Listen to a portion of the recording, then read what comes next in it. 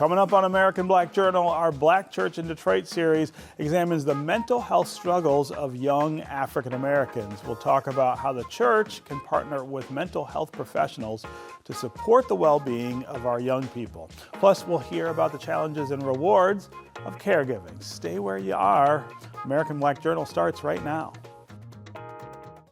Across our Masco family of companies, our goal is to deliver better living possibilities and make positive changes in the neighborhoods where we live, work, and do business. Masco, a Michigan company since 1929. Support also provided by the Cynthia and Elsa Ford Fund for Journalism at Detroit PBS.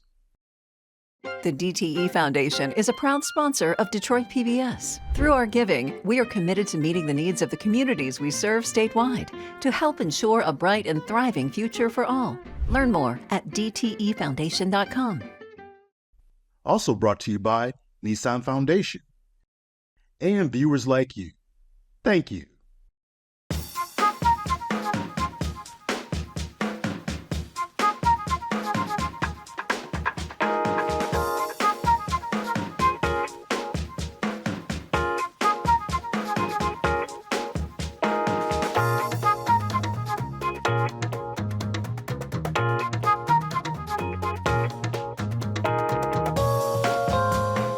Welcome to American Black Journal. I'm your host, Stephen Henderson. Today we are continuing our series on the Black Church in Detroit, which is produced in partnership with the Ecumenical Theological Seminary and the Charles H. Wright Museum of African American History. May is Mental Health Awareness Month, and the Office of Minority Health says the number of Black youth who are experiencing anxiety, depression, and suicide attempts is going up. The church is often the first responder to this youth mental health crisis as families turn to pastors and faith leaders before seeking professional help. Here to talk about a collaboration between spiritual care and clinical care are James White, who's president and CEO of Detroit Wayne Integrated Health Network, Erica Cravens, a board-certified behavior analyst and member of Fellowship Chapel, and the Reverend J.B. Fields, youth pastor at Hartford Memorial Baptist Church. Welcome all three of you to American Black Journal.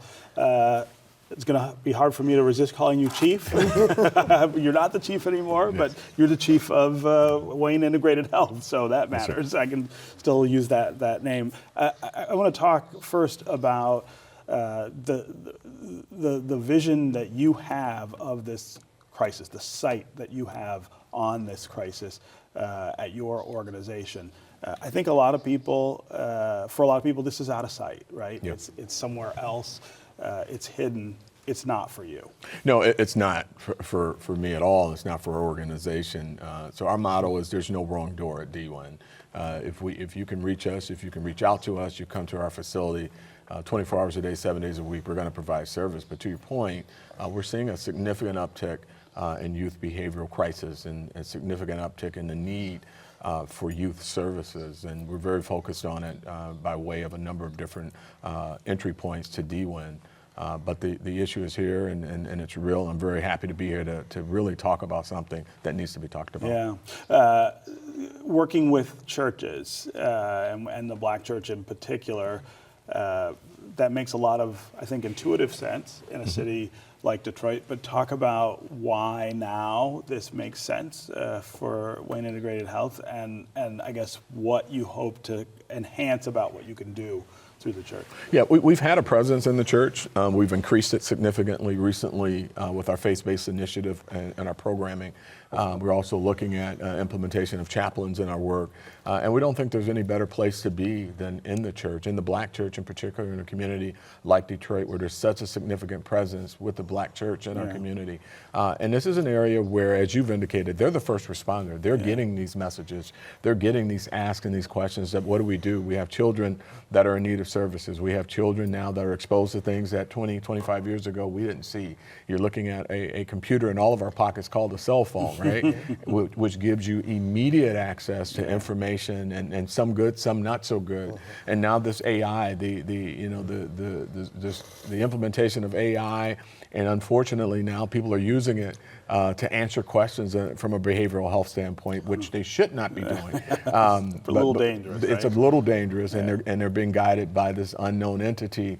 And so being at the church right now is timely. Now's the right time, and to certainly be in a position where we can provide services and connectivity from the church, and really reducing the stigma around behavioral health issues, because we know in our community, it still has that stigma of weakness when quite frankly, the messaging around it should be someone who seeks services is actually a strength. That's actually something that should be awarded and rewarded by giving you those services. Erica, you are on a different part of the front lines with this in the church. Give us a sense of what this looks like at places like Fellowship. So I am a Girl Scout leader for that 10 to 13-year-old group and a mentor for high schoolers. So I do get to see quite a bit of it. I have my own 13-year-old at home. So I also get to get firsthand experience through conversations and sleepovers that give me insight into the psyche of the adolescent at this point in time. And it's disturbing because we have these computers in our pockets. They are seeking out information and they don't know what to do with said information. They're seeking out information from their friends who are also getting it from this computer situation. And so you have to be mindful that while it is an advantage, there are several disadvantages. Adolescents' brains have not fully formed. They don't necessarily have that social emotional regulation because they've not had the necessary life experiences to kind of know how to navigate. And a lot of times they are not necessarily forthcoming with their parents, who sometimes also don't know what to do because they're dealing with their own mental health issues. And to kind of echo Chief, not Chief White anymore though, there is still that stigma that what goes on in the home stays in the home. And while the church is present, so we are facilitating those doors to be opened for you to have dialogue with those who've been exposed to this, those that have experience with this. There's still that foundational belief that, again, it stays in the home. Now, I think that within Fellowship, we've done a nice job in navigating the older adults, however, young, so that 35 to 50-year-old age group, where they can come into the church, they can work with the youth. They have the experience, but they still have that connection because while it was some time ago, it wasn't too long ago that they too had certain situations, and while not to the extent that our youth today, with all of the instant information, with the social media, we did not have that. We didn't have to face that. So there's kind of like that fuel to the fire of mental health already. There's comparison, there's cyberbullying, there's misinformation. And so if you don't know how to navigate that and you already have a vulnerable psyche, then you're more inclined to go down that hole and you're going to experience anxiety, depression. You're going to attempt possibly suicide or possibly be successful. There are several kids around my child who have discussed suicide, who have talked about doing that. And so now I have to have those hard conversations with their parents. Hey, you might want to have someone talk to someone. It's okay for them to talk to someone since they're not talking to you. What's the role that the church can play here that's different from mental health professionals or other sources? Like at Fellowship, what is it about that community that I think it's a sense of we recognize that we're fallible, right? We're all human.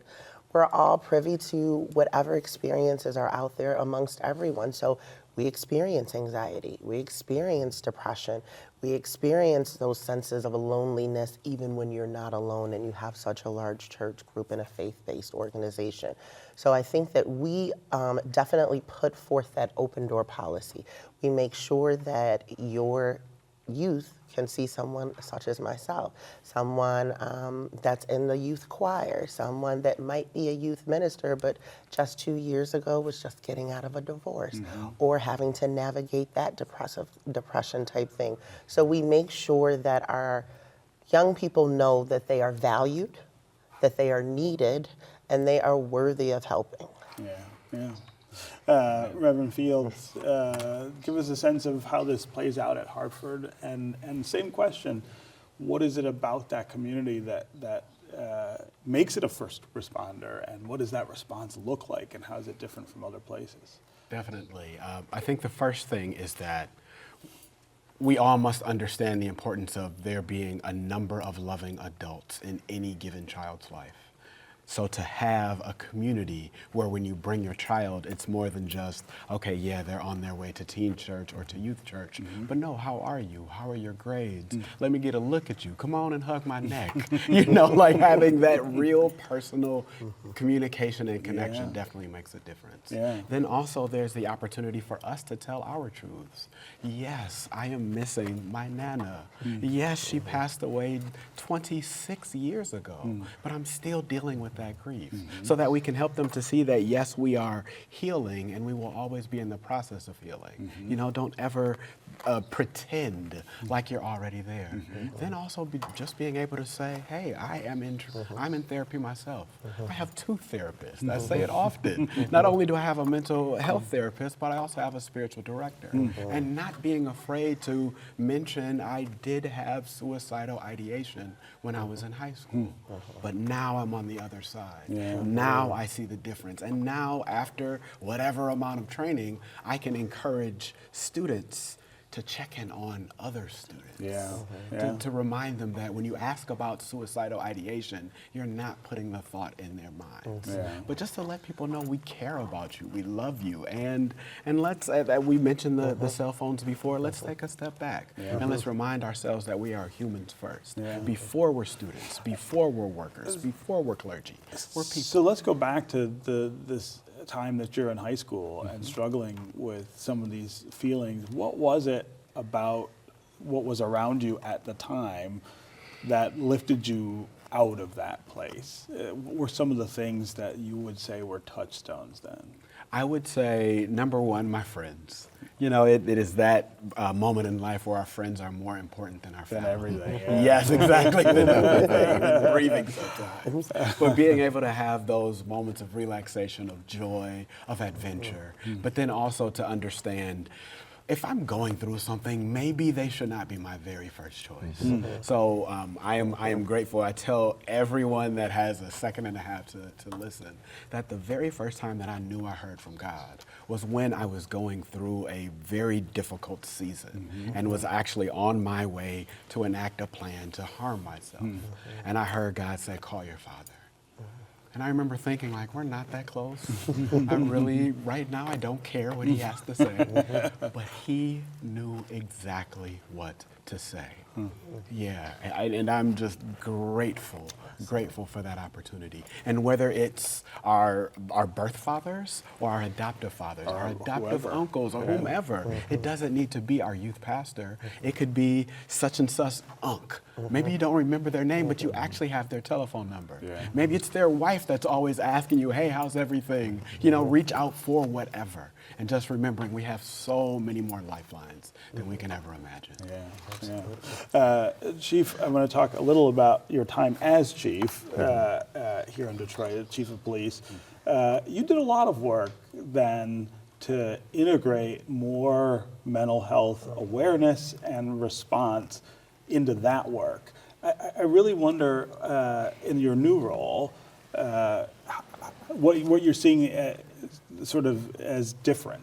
How is this different from that? Or are there things that you learned while doing that in a policing context that really help now that you're outside of that? Wow, what a question. The answer is yes, right, to all of that.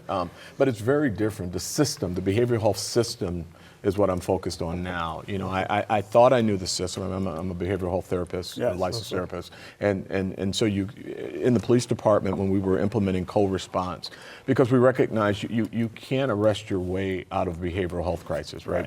When people are getting police officers and they need a doctor, the system's broken. And so my focus in the police department was to integrate a co-response model that really is a best practice. And in my role currently, and working with the current chief, Todd Bettison, we've talked about expanding that, taking it to a 24-hour, 7-day-a-week program. And we're right now in the process of doing that because we know that folks that are suffering from dysregulation and an inability to manage what we would necessarily see as a critical issue, but simple conflict, right, where people are feeling insulted and disrespected. Some of that really lives in a behavioral health place where they have either not had it treated or is in current treatment or need treatment. And one of the things that I saw in the police department was this notion of folks getting treatment and then not being where they needed to be, and oftentimes sitting in emergency rooms for hours and hours when they should be in a behavioral health facility, and sometimes long-term, not just for an hour or 2 or 3 hours, but a long-term facility. So, in my new role, we're looking at all of that. We've done some amazing things in terms of opening facilities. We're getting ready to open another facility on the northwest side of Detroit on 7 Mile late this summer, early fall. It's going to be helpful. But long-term is outcomes for folks, right? Yeah. Folks who are in crisis, folks who are having violent episodes, folks who are engaging folks in conflict, people who are self-medicating. I'm very concerned as chief, also concerned as CEO of DWIN when with this marijuana and I'm not trying to, look, it's I know what it does. Right. I know that it's a gateway to bigger problems, but I also know that the way it's being represented now is very dangerous, particularly as it relates to recreational use of gummies and things, and for young people. Yeah. You just cannot have that. And when you have people who are altering their reality daily and constantly, whether it be through substance use disorder, whether it be through drugs and alcohol, gummies, all of that, the outcome is predictable, right? Yeah. You're going to constantly have situations. It makes things harder. So great question. A lot of work to be done, and I'm very happy to hear what I'm hearing today. Yeah. We've got a few minutes left. I want to have both of our church folk here talk about what you would say to church communities that are struggling with the idea of trying to address this. We talked about how in our community in particular, this is a difficult thing to surface. And I imagine that there are church communities that are having a hard time with that. What would you say from fellowship to some of those places about how to get past that and get into the space of working on this? I would say, honestly, to be open-minded, right? There's nothing wrong if it's not working. There's nothing wrong with trying something else, right? Currently, I always ask, how's that working for you? If it's not working for you, then why not try and take a different path? So my background is behavioral, literally looking at behaviors and their functions. So I do try and approach people from that standpoint so that it's not so aversive, because a lot of times when you hear mental health, they're crazy. They're not strong enough. I don't understand why they can't just suck it up and walk it off. Well, here, let me give you the behavioral aspect. They're looking for attention. They're looking to escape from something. They're looking for access to something, right? And when you reframe it, you can get a wider audience, because it doesn't seem, it's not within that mental health realm, even though it is. So I think fellowship does a great job of allowing us to reframe things so that it's more digestible. You don't want to give someone a plate of food and they're allergic to everything on the plate, right? So you have to make sure that you are giving them bite-sized pieces that they can handle, that they're not allergic to, and that they're more open to receive. Reverend Fields? Definitely. There are two things that come to mind. First, it has to do with our heart posture, with our humility, with our overwhelming urge to love and forgive. If someone were to walk into the church smelling like all outdoors, let's just call it that. I like that term. I mean, by outdoors. it could be temporary relaxation. It could be extra work. Do we love on them? Do we hug them? We need more hugs. Let's start there. Also, let's think about trauma-informed care. And I don't think that we need so many more lessons, so much more training. One short YouTube video can make a world of difference. Understanding that trauma, understanding that adverse childhood experiences such as neglect, abuse, discrimination and violence. These are explanations for behavior. Yes. They're not excuses, but okay, you are yelling in this moment. So instead of me taking it personally, how do I take a second and a half to calm down so that I can re-engage and show you the pure love of God, as pure as I can manage. Yeah.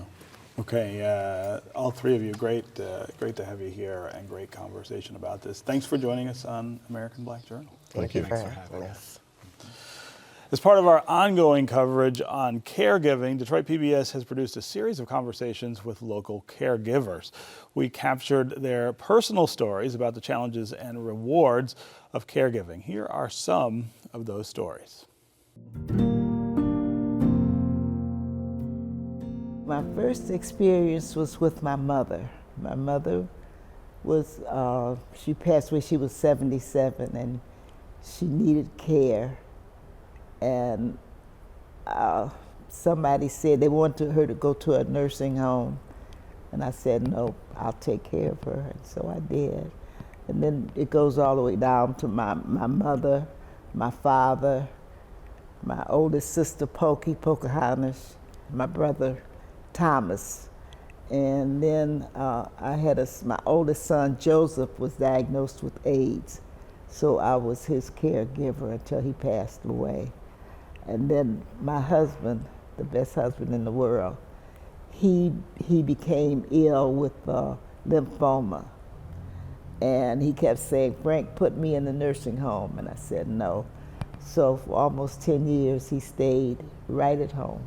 But I know that if I were in that position, he would have done the same for me.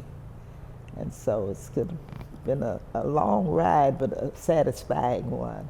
The physical part of caring for them, sometimes it was difficult. It's my job, and it's my choice.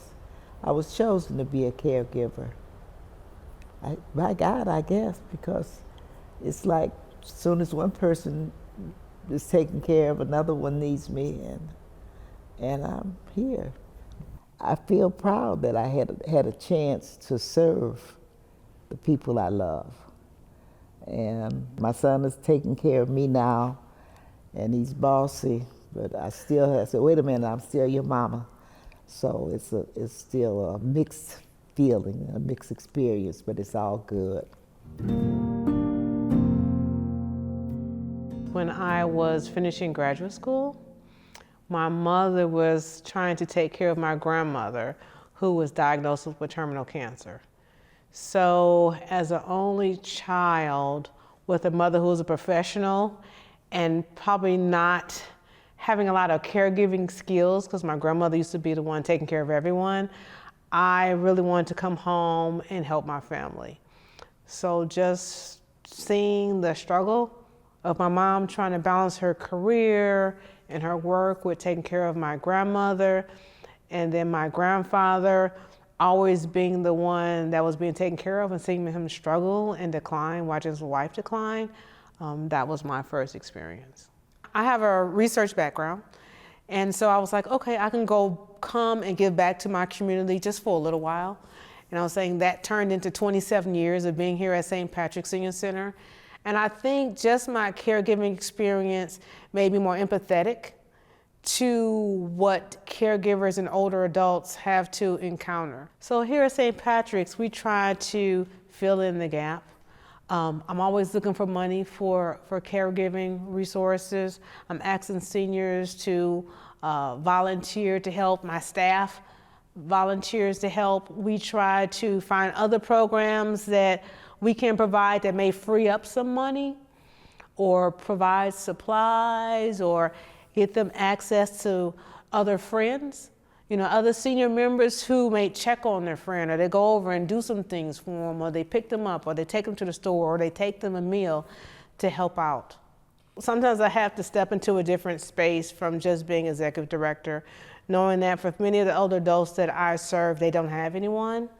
And so my experience and just who I am makes me say that, I'm their family. Sometimes people don't know that there's resources available if you're not in that space.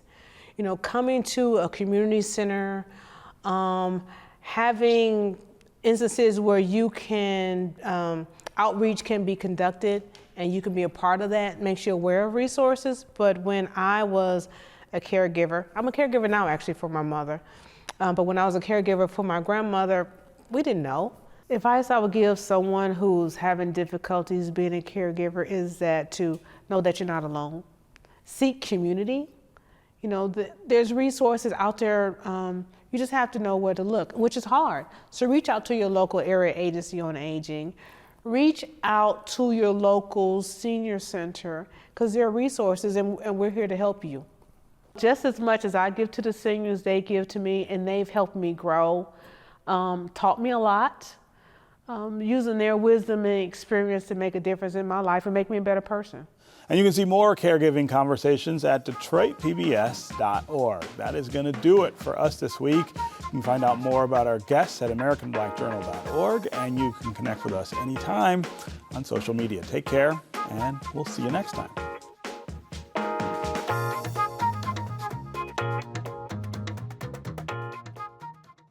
Brought to you in part by Impart Alliance, Ralph C. Wilson Jr. Foundation, and by across our Masco family of companies, our goal is to deliver better living possibilities and make positive changes in the neighborhoods where we live, work, and do business. Masco, a Michigan company since 1929. Support also provided by the Cynthia and Elsa Ford Fund for Journalism at Detroit PBS. The DTE Foundation is a proud sponsor of Detroit PBS. Through our giving, we are committed to meeting the needs of the communities we serve statewide to help ensure a bright and thriving future for all. Learn more at dtefoundation.com. Also brought to you by Nissan Foundation and viewers like you. Thank you.